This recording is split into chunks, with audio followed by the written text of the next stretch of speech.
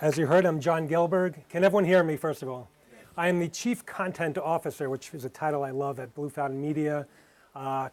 Writing used to be called writing, it's now called content, and that's a whole nother speech I won't get into at the moment.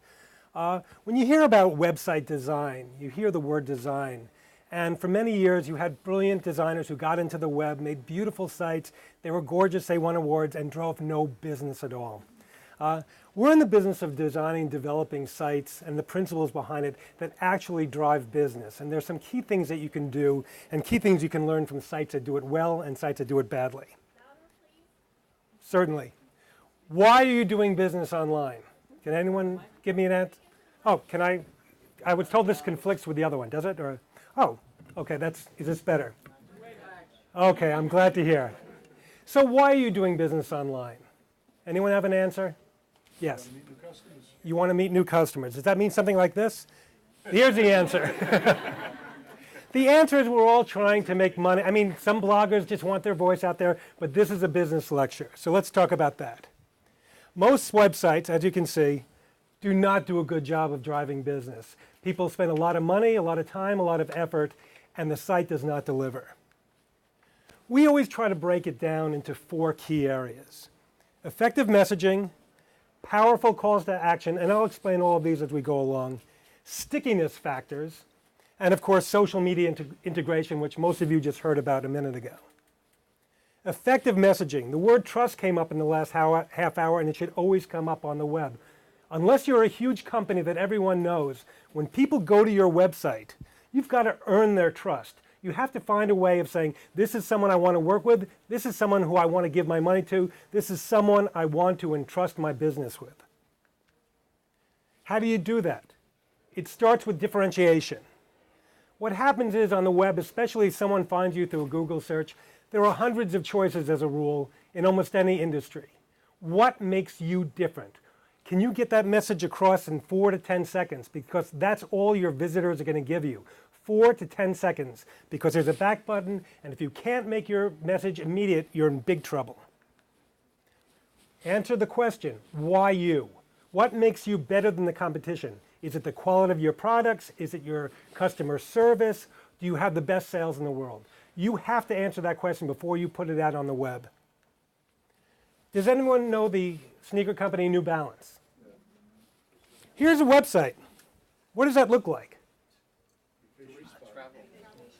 It's amazing how many big companies don't get it. It's not a matter of your budget online. It's being smart.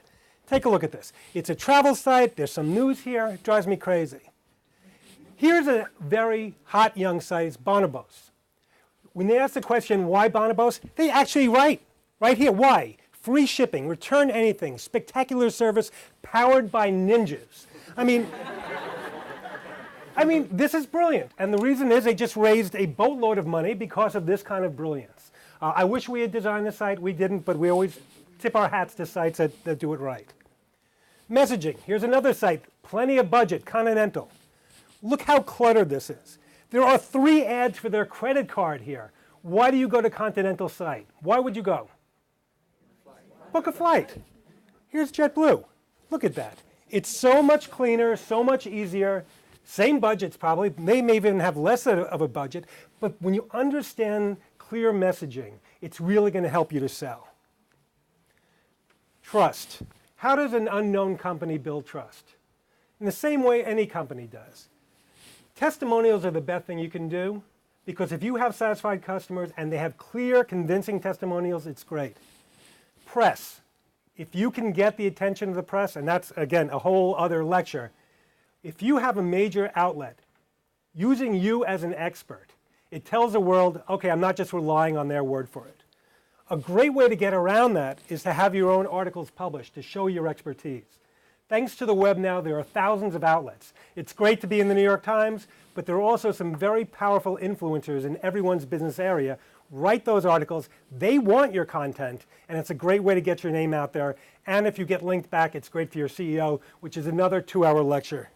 Videos, again, All you're doing in a video is you're humanizing yourself and your business. It gives you the opportunity to make virtual eye contact with your audience. There have been some great small companies that have used videos well and said, you know what, this is a person and a business that I really want to deal with.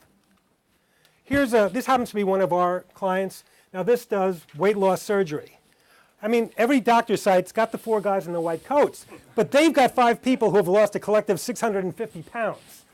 And each one has a story. And if I'm looking to do that, it's a great area. I mean, to me, that tells a story more than anything else about the procedures or anything. That's what I'm going to look at. Trust, I mentioned press. We were fortunate. The Times did a study, kind of a story busting JCPenney and how they were going with SEO. They knew of us. They came to us. Nice Sunday cover story in business. The phone was ringing off the hook for about 3 weeks after that. As I said before, the guest articles, here's our CEO writing for Amex Open Forum. They are looking for content. They want experts in the field. If you have that expertise, pitch them. If you don't have great writers on staff, use a copywriter. It's very important. Lousy writing, it makes your business look bad, makes you look unprofessional. So if you do it right. Now we're going to the calls to action. The most important question when you're doing business online is not that I want to be online because my competitors are online. I'm trying to drive specific action. If you're an e-commerce site, obviously you're trying to get people to buy. You know, if you want people to contact you, to request a quote, all for service organizations or people who do business offline, all of these things are important. How do you go about doing that? How do you do effective calls to action? I'm sorry, I don't know this company. This is terrible. You've got dark colors here. You've got a large woman's face here. Telephone number, you can't read. An email, you can't read. The contact information is in dark brown up there. Here's a competitor of theirs. Again, these are not clients. I'll tell you when people are clients. Here's a little bit better. You've got the address clear, the telephone number, the request appointment, a little bit cleaner, better use of color and contrast. Here's a brazen commercial. This is us. What we do is we have request a quote high, phone number high. We did metrics on our site. What pages were people going to more than anything else? They were going to our case studies, view our work. We added this immediately because we responded to our own metrics. The most important thing when people are choosing a website, what have you done for other companies? Let me see. That takes you right there. That's why that became our most important call to action. Stickiness. Does anyone know what stickiness means on the web? It's basically getting people to come to your site and come back, giving them reason to come back to your site. Now, why is it important for people to come back to your site? Repeat business. Exactly. It's also repeat business, but also, very importantly, is that a lot of people will not buy the first time. And if they come to your site and forget about you, or don't see another reason to come back, that gap is lost. A blog, great way to get your voice out there. Again, do it well. I've read some horrible business blogs which tell me this is a business I do not want to deal with. You can have games, depending if it's appropriate. User-generated content and reviews, resources. Here's Zappos, not a client. What they do is they sell all kinds of clothes. They started with shoes. They've got great fashion writers on the site now. They're telling a story which leads you to make the purchase. It's all about, unlike pure journalism, this is all driven to sell. And if you don't think the New York Times with large advertisements are trying also to sell, there's journalism and close to it. Smarties, a client. Now here's the thing where we have an area on the site. It's a candy area, there's a parent area, there's a kid area. Kids come on the site, they see the Smarties name, they know the candy, but they're also playing 4 games that we installed for them. It's just a way to have people come back to the site to like the site. Bar happy, client.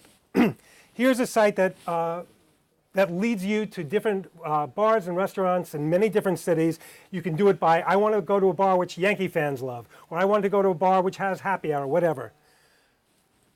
This little feature, Rate Now, user-generated content. People become involved. They rate, they give reviews, they come back. They want to say, who else likes this site? Is it getting up to a 5-star rating, a 2-star rating? Social media integration. Now, we just heard a lot about that as for creating a brand. But for a business, you should always have on your site links to your Facebook and Twitter accounts at least, or if you've got great YouTube videos, link it to that. Also, give them an opportunity to share a page by email, because when people are making buying decisions or looking for service, people talk to their friends. They say, well, what do you think of this company? Or if they love your product, they like to tell people about it. Venues, we've discussed. Facebook gets in front of your audience every day if they like you. Once they hit the like, they're seeing your content on a regular basis. Twitter, again, one thing great about Twitter is not just marketing at people, it's listening to your audience. Very, very important, because they're the ones who are using your subjects. They're the ones talking about you. And if they're saying negative things, it's great to be preemptive. Go in there and say, I understand you're having an issue. Let's take this offline, or let's fix it. JetBlue and Southwest Air did a great job. People were complaining and saying, oh, my flight's late. Immediately answering people and saying, no, you know what, this is the airport's fault or whatever, or you should go here. Even when you admit you're wrong, it's a great way to engage your customers. Admit it, it's transparent. Say, we messed up. We're going to do our best in the future, to really improve our service to you. Here, this happens to be our Twitter account, and as you can see, sometimes we talk about articles and things. Sometimes we just talk about things that are big in our industry. Nothing to do with selling ourselves, but providing useful information. Same thing, same kind of use on our Facebook account, where we show stories that we've been in, but also we lead people to both our clients and to stories that we feel are of real interest to our audience. We're not the only ones doing it. So here, for example, here's how Barnes & Noble goes about it. New books come out. They get everything out here on Facebook, on Twitter. Thousands of companies are doing it. A handful do it really well. In conclusion, basically, if you're going to sell with your site, you've got to get the people's attention and get your message out very quickly, very effectively, without clutter. Deliver your message, as I said, get it out there. Provide the tools to enable them to do business with you. Those are the calls to action. Don't just leave them there saying, what a great brand. Lead them, funnel them to take the action that you want them to take, whether it's to call you, to buy from you, to request a call, whatever it is. Make sure it's easy and intuitive for them to take that action. And then finally, engage your visitors. These are your customers. If you had a brick and mortar store and someone was walking on the aisle, you'd go and you'd talk to them. You'd engage them. You'd try to start a conversation and say, let's do business. As I said, let's go back to why we're all here. This is the Holy Grail. People do business online. People have websites. Some people say, oh, we like to brand. Some people say, I like to give my message. I like to have a venue. No. The great thing about the web is it's a huge new area where businesses can grow and thrive. Thank you very much. I appreciate it.